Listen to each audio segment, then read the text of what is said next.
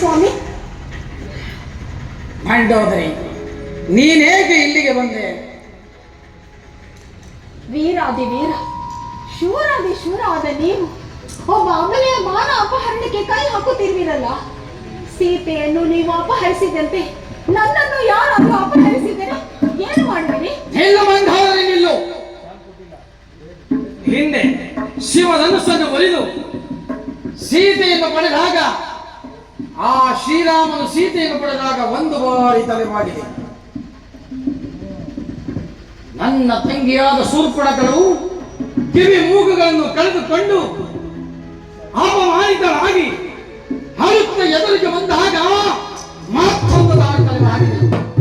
ಈ ಎರಡು ಅಪಮಾನಗಳಿಗೂ ಪ್ರತಿಶೋಧವಾಯಿತೆಂದು ಈ ಸೀತೆಯನ್ನು ಕದ್ದು ತಂದು ಸಂತುಷ್ಟನಾದೆ. ಆದರೆ ಈ ನಿನ್ನ ವರ್ತನೆಯಿಂದ ನನ್ನ ಆಸೆಗಳನ್ನು ಭಂಗವಾದವು. ಎಲ್ಲವೂ ನಾಶವಾಗಿ ಹೋಗಲಿ.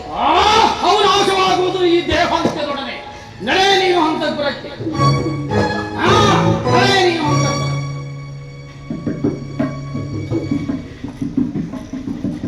ಜಾನಕಿ, ಇನ್ನು ನಿನಗೆ 1 ಮಾಸದ ಅವಧಿ ಇಟ್ಟಿರುವೆನು.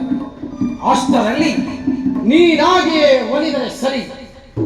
ಇಲ್ಲವಾದಲ್ಲಿ ಇದೇ ಖಡ್ಗದಿಂದ ನಿನ್ನ ದೇಹವನ್ನು ಸತಚ್ಛಿದ್ರವಾಗಿ ಕತ್ತರಿಸಿ 10 ದಿಕ್ಕುಗಳಿಗೂ ಚೆಲ್ಲು ಬಿಡುವೆನು. ಎಚ್ಚರ.